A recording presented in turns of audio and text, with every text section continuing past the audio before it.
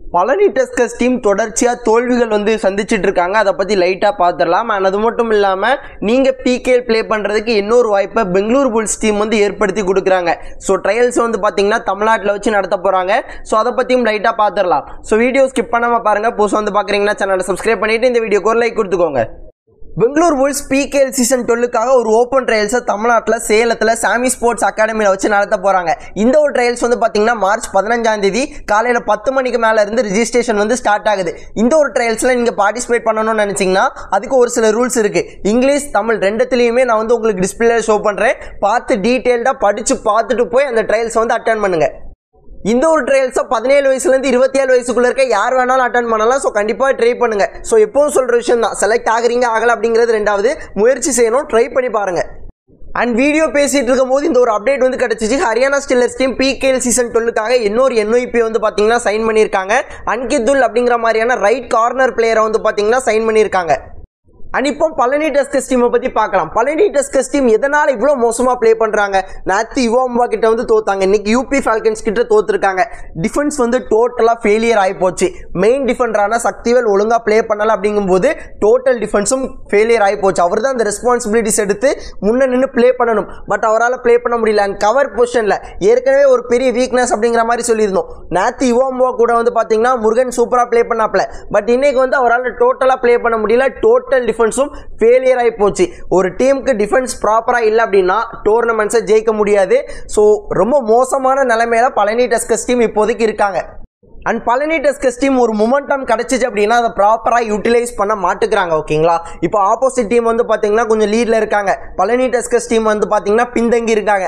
இப்போ தான் Palani tuskers team தொடர்ச்சியாக ஒரு 2 பாயிண்ட்டுகள் 3 பாயிண்ட்டுகள் தொடர்ச்சியாக எடுக்கிறாங்க அப்படின்னா அடுத்தது உடனே போய் யாராவது ரைடில் போய் அவுட் ஆயிடுறாங்க, இல்லைனா டிஃபென்ஸில் தண்டமாக பாயிண்ட் வந்து கொடுத்துறாங்க. ஒரு மொமெண்டம் கிடைக்குது அப்படின்னா அதை ப்ராப்பராக யூட்டிலைஸ் பண்ண முடியல. இப்போ யுவா பல்டன் டீமுக்கு அகேன்ஸ்டாக ஒரு விக்டரி வந்து கிடச்சிச்சு. அந்த மொமெண்டத்தை கரெக்டாக யூட்டிலைஸ் பண்ணி அடுத்த மேட்ச் யுவா மும்பா கூட வந்து ஜெயிச்சிருக்கணும். பட் அந்த மூமெண்ட்டை ப்ராப்பராக யூட்டிலைஸ் பண்ண முடியாமல் தோத்துட்டாங்க. ஓகேங்களா, டிஃபென்ஸ் வந்து டோட்டலாக ஃபெயிலியர் ஆச்சு. அதாவது ரைடர் உள்ளே வரும்போது டேக்கிள் பண்ணணும், இவங்க வெளியே போகும்போது சும்மா போய் பாயிண்ட்ஸ் கொடுக்குறாங்க.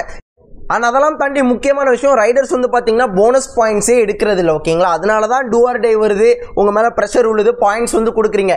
போனஸ் பாயிண்ட்ஸ் எடுத்தீங்க அப்படின்னா டூ ஆர் டேயை கொஞ்சம் தள்ளி வைக்கலாம். ஓகேங்களா, ஸோ அதுக்காக தான் சொல்கிறேன். ஸோ இந்த மாதிரி விஷயங்கள் எல்லாமே அவங்களால ப்ராப்பராக செயல்படுத்த முடியல. அண்ட் எனக்கு என்னன்னா பழனி டஸ்கர்ஸ் டீமை வழி நடத்த முடியல. டீம் வந்து டோட்டலாக கொலாப்ஸ் ஆகுது. ராஜ்பாலை வந்து பார்த்தீங்கன்னா ஸ்டார்டிங் 7லேயே கொண்டு வாங்க. அவர் வந்து பார்த்தீங்கன்னா பயங்கரமாக ப்ளே பண்ணிட்டு இருக்காரு.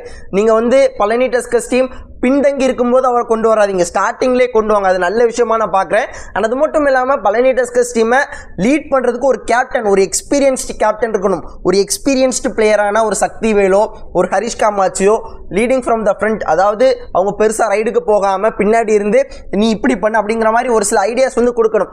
ஓவராலாக பார்க்கும்போது இந்த டோர்னமெண்ட்டில் எந்த ஒரு டீம்லையும் கேப்டன்ஸ் தனித்துவமாக தெரிஞ்சு நான் பார்க்கவே இல்லை. ஓகேங்களா, பட் மற்ற டீம்ஸ் அப்படி இருக்காங்க அப்படிங்கிறதுனால நம்ம டீமும் இருக்கணும் அப்படிங்கிற மாதிரி அவசியம் இல்லை. ஒரு சில ரெஸ்பான்சிபிலிட்டிஸ் எடுத்து எக்ஸ்பீரியன்ஸ்டு பிளேயரான இதுக்கு முன்னாடி யுவா கபடி சீரீஸில் ப்ளே பண்ண நல்ல பர்ஃபார்மன்ஸஸ் கொடுத்த ஒரு சக்திவேலாக இருக்கட்டும், இல்லைனா வந்து பார்த்தீங்கன்னா நீங்கள் ஹரிஷ் காமாட்சியாக இருக்கட்டும், அந்த ரெஸ்பான்சிபிலிட்டிஸ் எடுத்து இந்த ரைடு நீ போ இந்த ரைடு நீ போ அப்படிங்கிற மாதிரி கரெக்டாக எல்லாமே பண்ணாங்க அப்படின்னா நல்லா இருக்கும். அந்த டீமை கண்ட்ரோல் பண்ணுறதுக்கு ஒரு ஆள் இல்லை. டீம் கொலாப்ஸ் ஆகி எங்கேயோ போகுது. சக்திவேல் ப்ளே பண்ண முடியல அப்படின்னா டிஃபென்ஸ் டோட்டலாக இன்பேலன்ஸாக இருக்குது. ஸோ இந்த மாதிரி நிறைய பிரச்சனைகள் இருக்குது. இது எல்லாத்துக்குமே ஒரு தீர்வு கோச் தான் கொண்டு வரணும். ஸோ என்ன பண்ண போகிறாங்க அப்படிங்கிறத வெயிட் பண்ணி பார்க்கலாம்.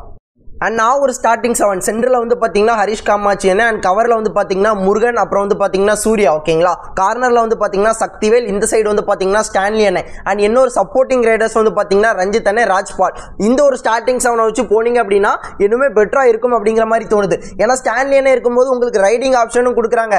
கார்னர் பொசிஷனில் நின்றும் ப்ளே பண்ண முடியும். ஒரு ஆல்ரவுண்டடான பிளேயர். நமக்கு இப்போதைக்கு ஒரு கார்னரில் பிளேயர் வந்து ப்ளே பண்ணுறது காலையில். ஆனால் அந்த இடத்துல நீங்கள் ஸ்டார்ட் யூஸ் பண்ணீங்க அப்படின்னா ஒரு ரைடிங் ஆப்ஷனும் இருக்கும். கார்னர்லையும் இதுக்கு முன்னாடி யுவா பல்டன் டீமுக்கு அகேன்ஸ்டாக நல்ல பர்ஃபார்மன்ஸஸ் கொடுத்துருக்காரு. ஸோ அப்படி இருக்கும்போது இந்த ஒரு காம்பினேஷனை ட்ரை பண்ணீங்க அப்படின்னா இனிமே டீம் பெட்டராக இருக்கும் அப்படிங்கிறது என்னோட ஒப்பீனியன். உங்களோட ஒப்பீனியனை மறக்காம கமெண்ட்டில் சொல்லுங்கள். அண்ட் வீடியோ அவ்வளோதான் நண்பா. ஸோ வீடியோ ஸ்கிப் பண்ணாமல் இவ்வளோ நேரம் பார்த்து உங்கள் எல்லாருக்குமே நன்றி. இதே போல் இன்னொரு வீடியோவில் நாளைக்கு பார்க்குறேன். இது வரைக்கும் tata bye bye, see you நண்பா.